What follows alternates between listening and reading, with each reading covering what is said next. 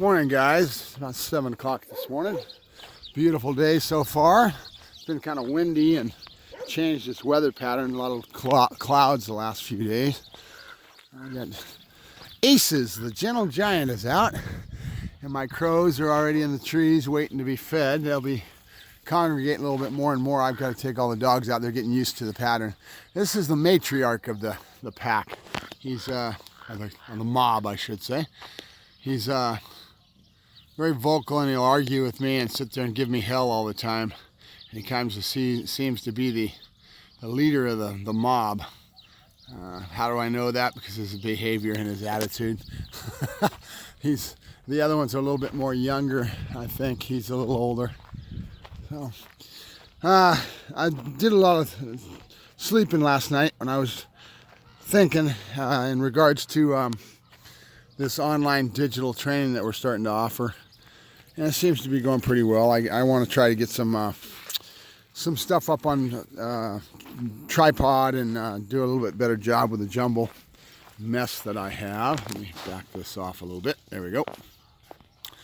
But I was thinking about what the gentleman told me yesterday when we had our lesson. He was asking me if I knew of another trainer that I do watch, and the other trainer is full of information. I mean, he has got all kinds of stuff he's giving you, and it's more of an advanced type of a training. It's not bad. He's talking about service dogs a lot. And what is a service dog? And you want to think about that, okay? In our society, and we'll go back, maybe we'll have a little chat in regards to this.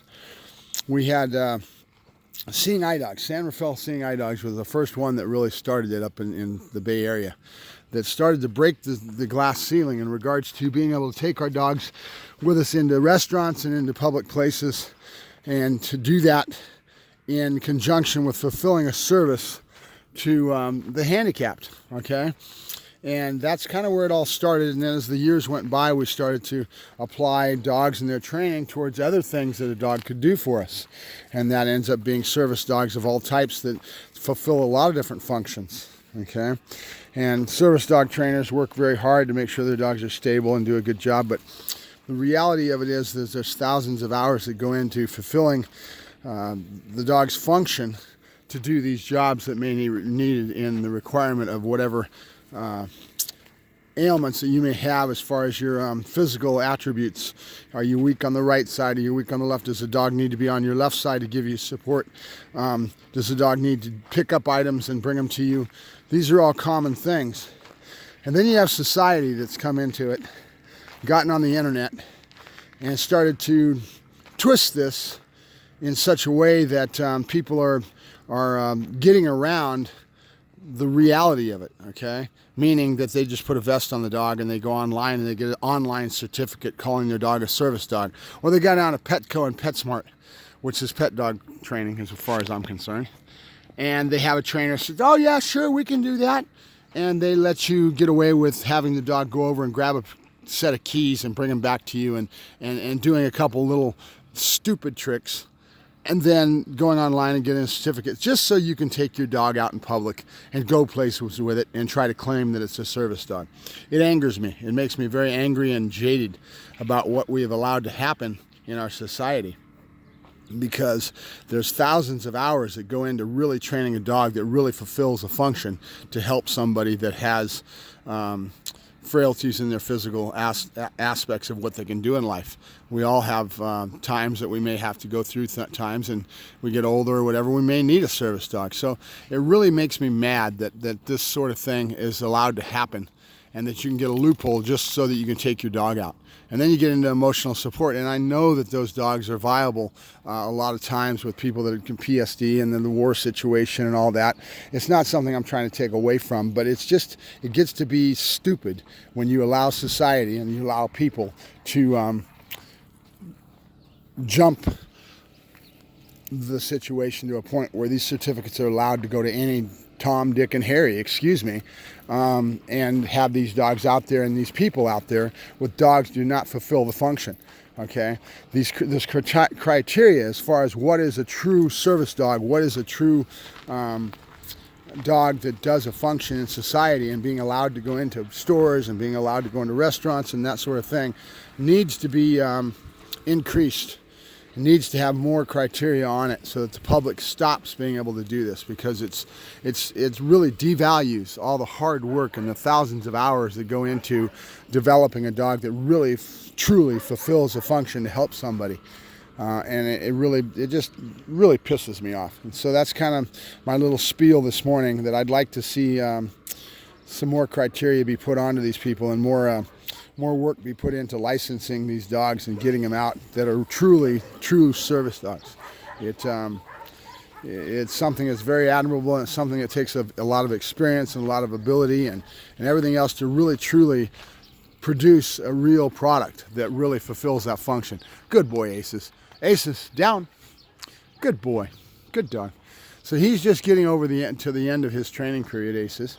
And you notice that his mental attitude has really changed a lot since he's came. And it's because we've fulfilled a lot of his psychological needs as a dog. And we'll keep doing that, and then we'll start working with the customer soon here. I think we got like 5 more days. I'm going to get a hold of her today and see if she wants to have a lesson before she picks him up. We'll leave him here another day or two, and then we'll let him pick him up for real. Good dog. Good boy. All right, Aces, come on. Now, he broke, and he wasn't really on a down stay. I never told him stay. Down. Stay. Good. Now I told him stay. So now if he breaks, I'm going to correct him for it. Good. So that's my spiel today. What I was really going to start talking about was this gentleman that does this training does such a good job with his videos and all. He's teaching you all this stuff to be able to teach your dog. And then I have a customer coming to me yesterday with a 13-week-old puppy, and he's getting this dog to do all kinds of things. Is that good or bad? Well, in my mind, I think that you're giving the dog too much too soon. You have so much development between birth and 6 months of age, usually that open window that we talk about all the time in regards to when the dog's most receptive to learning to learn, right? And to building that whole character in that time period between birth and 6 months period of time is actually when you do all that. You know, eight weeks of age when you take the puppy home. A good breeder is going to do a lot of development with the mother and the interchange of the litter, all that the puppy is picking up from those litter mates, and then going home at 8 weeks of age. And it's a big world for them, you know. And so saturating the dog with too much too soon and flooding him with all that information, can it be done? Yeah, with a good trainer. I mean, I've got a guy that does trick dogs. It's really famous. It's just he's amazing to see some of the things he gets his dog doing. In his context, Couché, he's a professional. He's very good at what he does, and he's gonna channel that dog's brain and channel the dog's learning to learn in the right way, so that it becomes an excellent trick dog, you know, and a movie dog. It does all kinds of fancy little things. But you have to know what you're doing, you know. So this gentleman's got this young puppy, and he starts going in there, and he's seeing this overwhelming amount of information coming at him, and he's going, oh, cool, and he's trying to teach this puppy all this stuff, and he's getting some of it done. I mean, he was talking about the weave, you know. He's got this puppy weaving. It's 13 weeks old. So reality is just remember that dog training is all. There's a lot of famous little sayings that we say in dog training. And overwhelming a dog with too much is not necessarily a good thing. You're a lot better served. You go very slow, methodical, and put these pieces into the puzzle very methodically as you build, and with a little bit more forethought and a little bit more thought into what you're doing as far as building the dog's overall demeanor and character in life. You know, it's not just behaviors, and I keep telling people that, especially when you get into service dogs, you know. So that's my personal opinion, and I'd like to, maybe we might see if I can get together with him on an online podcast, type of a chat, and talk some of this stuff. It's an interesting subject to me, because here I see somebody in society that's getting all this information and watching these cool videos and then taking off with it, and then who knows what's going to happen with him and his puppy. You know, I mean, I'm not saying it's totally bad. I'm not saying it's all bad. I'm just saying it's something to be aware of and conscientious and aware of as far as that goes. So I take things in as much as I can. Always too fast, never too slow. That's one of my sayings that I came up with years ago. It's not really a famous saying. It's mine. No. So always too fast, never too slow. Okay? So I always try to make sure I'm really methodical about how I'm training, and I build slow, methodical type of stuff.